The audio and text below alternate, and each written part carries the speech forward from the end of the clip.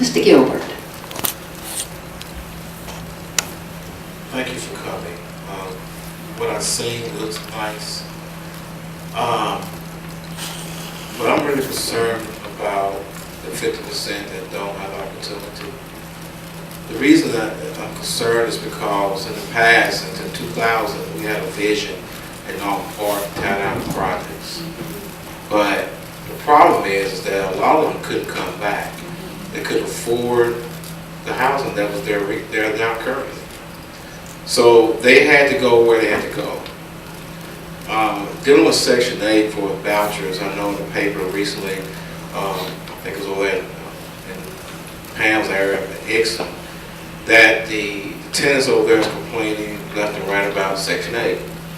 So Section 8 does work to a certain degree to follow rules and regulations, but the problem is that the places that they go to might not accept them. Again, in other words, the vouchers won't work. We don't accept any more vouchers. We're not having Section 8 here, so where will you go? And then when they go to these other places, you put them right back into this box in communities. And you're not providing them the resources they need to have to be prosperous. Going back to Norman Park, there are houses right next to the school, close to the school, but these kids can't go. We are just now having 5 kids and go to this school, 5, that live close to the school.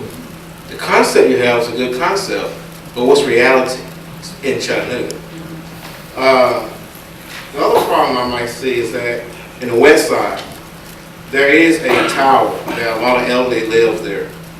And they depend on busing, they depend on a lot of things and resources that downtown provide. If, say for example, they tear that down, where would they go and what resources they would provide to them?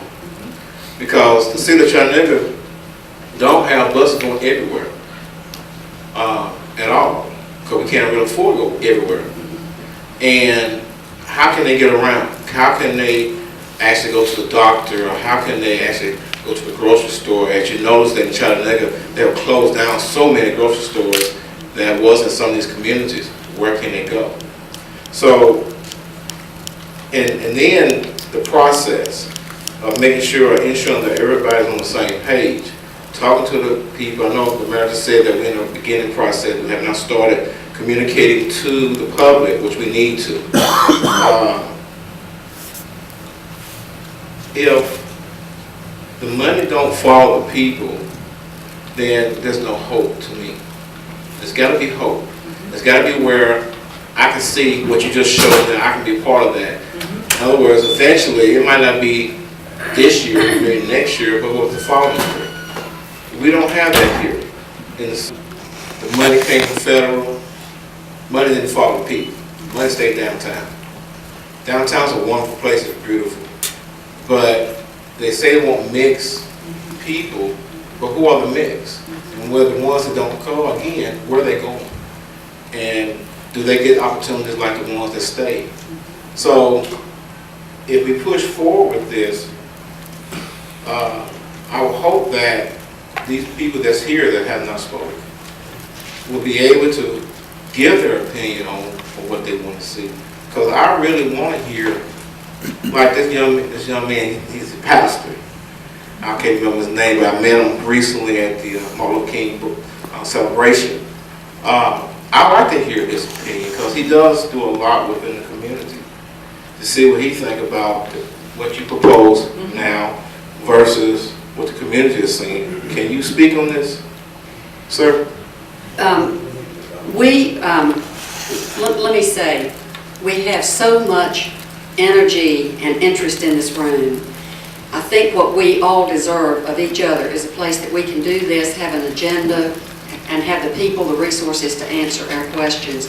Today, we're limited by time a little bit, and it's not fair to let 1 or 2 and then shut out the other, maybe 15 people, and there will be a way that we can be heard. Maybe we could even meet in your church if you've got a parish somewhere nearby. There's space for you. But what I'd like to do is thank Carol Naughton and Shirley Franklin for traveling here from Atlanta today to help us begin to understand what could be a very interesting and lively process for our own community.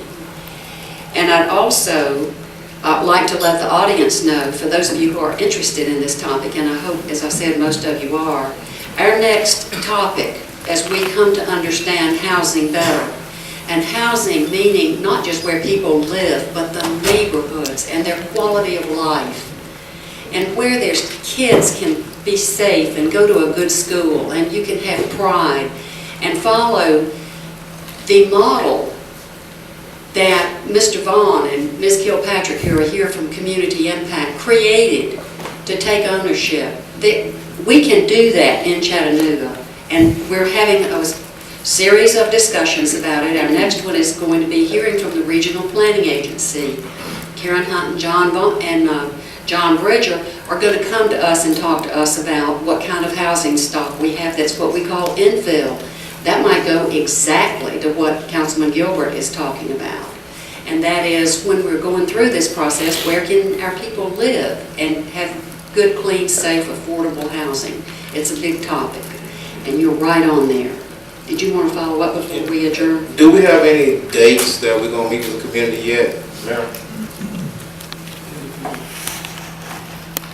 The end of February, but not a specific date. And let me say this, because when you were talking about some of the common complaints that you hear about this sort of thing, the thing that's refreshing to me about this proposal is that they went through the same process that we will go through here. Initially, there's fear. People who, even though they know that there are deficiencies in the community that they occupy, it's still their community, and they don't want to lose what they have. And they can tell you, purpose-built people and the people from that community, some of whom were adamantly opposed in the East Lake community that I'm talking about. I'm sure there are others from other cities. We've worked with a number of these other cities. We've been inspired by a lot of these other cities, and some of them have come to Chattanooga to be inspired by us. That's what we do. We steal good ideas from each other. But the opponents, over time, became proponents. And that says a lot to me. It says that they did not have the wool pulled over their eyes. They entered this process asking hard questions, and those questions got answered. And the people who were fearful became very pleased with the community that they now occupy. Obviously, education is a key here, and that's the thing that is most impressive to me, are those numbers of the school and how it changed the opportunities of the young people who live there. I think we all know we have communities here that require some attention. We are looking for solutions, and I believe this has the elements of solutions that we should take seriously. And yes, we'll work with the council and come up with a common date towards the end of February to give everyone in the audience and others a chance, and a large enough space, and what we do well in Chattanooga, gather around tables in an environment where people have an opportunity to have their say, and things progress and don't get out of hand, and we listen to each other and we move forward from there.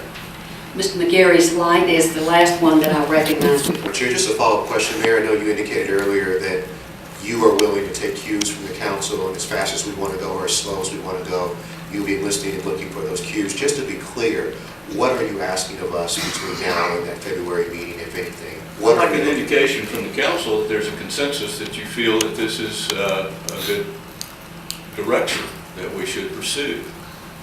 And we can either do that formally or informally. I talk to each of you almost every day, and I can count to 5. And once I have 5 who said we think we ought to pursue this, then I think we should at least move to the next level, the next stage, which is to have a public meeting.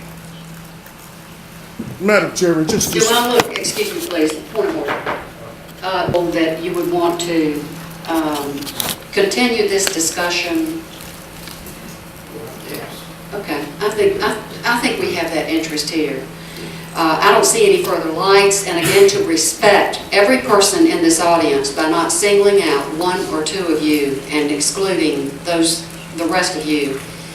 I am going to adjourn the meeting. We'd all like to Thank you. speak. We just want to know when we will be heard. When?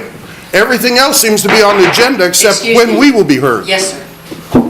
We will be meeting with you to make that decision. That is not entirely our decision. We'd be very interested in when you are ready. We're ready. We asked you earlier, and you told us You no. already said yes. This is a farce. Mr. Johnson? Madam Chair?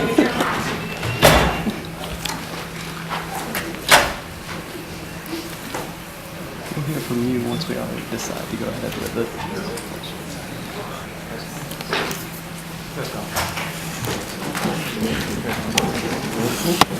Okay, if you're exiting